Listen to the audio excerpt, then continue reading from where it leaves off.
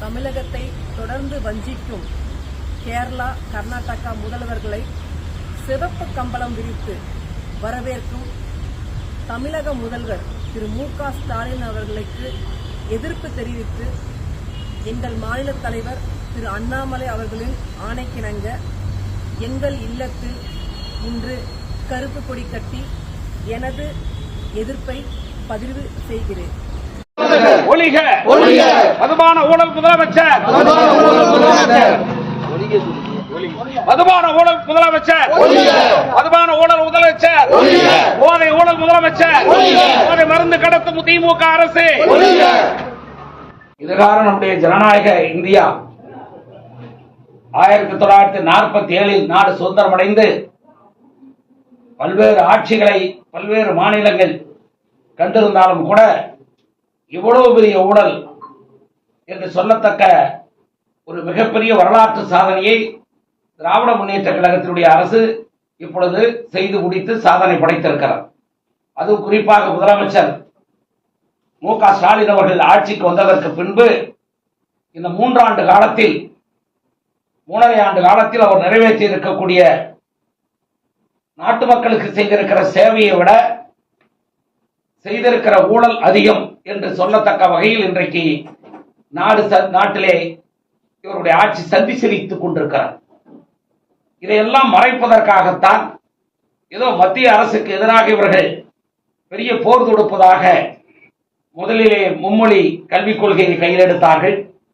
அதற்கடுத்து டீலிமிட்டேஷனை கையில் எடுத்து தொகுதி மாற்றங்களை கணக்கிலே அவர்கள் அரசாங்கத்திலிருந்து இன்னும் எந்த ஆணையும் பிறப்பிப்பதற்கு முன்பே அதற்காக ஒரு கூட்டம், அனைத்து கட்சி கூட்டம், அதற்கு இன்றைக்கு வேறு தென்னிந்தியாவில் இருக்கக்கூடிய பல அரசியல் கட்சி தலைவர்களை அழைத்து கூட்டம் என்று பம்மாத்து நாடகங்களை இன்றைக்கு முதலமைச்சர் அரங்கேற்றிக் கொண்டிருக்கிறார். முதலில் அவர் நாட்டுக்கு சொல்ல வேண்டிய கடமை, ஒரிஜினலாக ஆலைகளில் தயாரிக்கப்படுகிற மது ரீட்டைலாக வந்து 160 ரூபாய் என்று விற்கக்கூடிய சூழ்நிலையை உருவாக்கி அவ்வளவும் கொள்ளை பணமாக திமுக அரசு சேர்த்திருக்கிறது. 1000 கோடி தான் இதுவரை ஈடியால் கண்டுபிடிக்கப்பட்டு 1000 கோடி ரூபாய் வரை இதிலே தவறு நடைபெற்றிருக்கிறது என்று ஈடி சொல்லி இருக்கிறது. ஆனால் உண்மையிலேயே 50,000 கோடி ரூபாய்க்கு, ஆண்டுக்கு 50,000 கோடி ரூபாய்க்கு மேலே இதிலே ஊழல் நடைபெற்றுக் கொண்டிருக்கிறது என்பதுதான் உண்மை. அதை வெளிக்கொண்டு வர வேண்டும் என்பதுதான் பாரதிய ஜனதா கட்சியினுடைய இத்தகைய போராட்டங்கள். நாங்கள் தொடர்ந்து போராட்டத்தை நடத்தி கொண்டிருக்கிறோம். முதலிலே டாஸ்மாக் தலைமை அலுவலகத்தை முற்றுகை போராட்டம் நடத்துவோம் என்று சொன்னோம். அன்றைக்கு அதையெல்லாம் காவல்துறையை வைத்து ஆங்காங்கே கைது செய்து அதை தடுத்து பார்த்தார்கள். அதனைத் தொடர்ந்து இன்றைக்கு டாஸ்மாக் அலுவலகங்கள் முன்பு, டாஸ்மாக் ரீட்டைல் கடைகளுக்கு முன்பு முதலமைச்சர் ஸ்டாலின் போதை ஆட்சி நடத்துகிற திமுக என்று அவர்கள் மீது இன்றைக்கு நாங்கள் தெளிவாக ஒவ்வொரு ஊர்களிலுமே கடைகளுக்கு முன்பு எங்களுடைய மகளிர் அணியை சார்ந்தவர்கள் அவர்கள் ஸ்டாலின் படத்தை போட்டு இதுதான் சாராய கடை, எல்லா கடைகளுக்கும் பஸ் ஸ்டாண்டுக்கெல்லாம் பேர் வைக்கிறாயே, அல்லது வேறு பல இடங்களில் மத்திய அரசுடைய திட்டங்களுக்கெல்லாம் பேர் சூட்டுகிறாயே, உன்னுடைய திட்டம், ஆக உன் திட்டத்துக்கு உன்னுடைய படத்தை போட்டு நாங்கள் உனக்கு பேர் சூட்டுகிறோம் என்று உங்களுடைய கடை, இந்த ராசிபுரம் கடை என்றால் ராசிபுரம் மு.க. ஸ்டாலின் தளபதி கடை, அல்லது அவரே சொல்லிக் கொண்டிருக்கார் அப்பா என்று. அப்பா என்றால் சொந்த அப்பாவை யார் என்று தெரியாதவர்கள் தான் அவரை அப்பா என்பார்கள் என்று சொல்லத்தக்க அளவிற்கு இன்றைக்கு தன்னை அப்பா என்று அவரே அழைத்துக் கொள்கிறார்.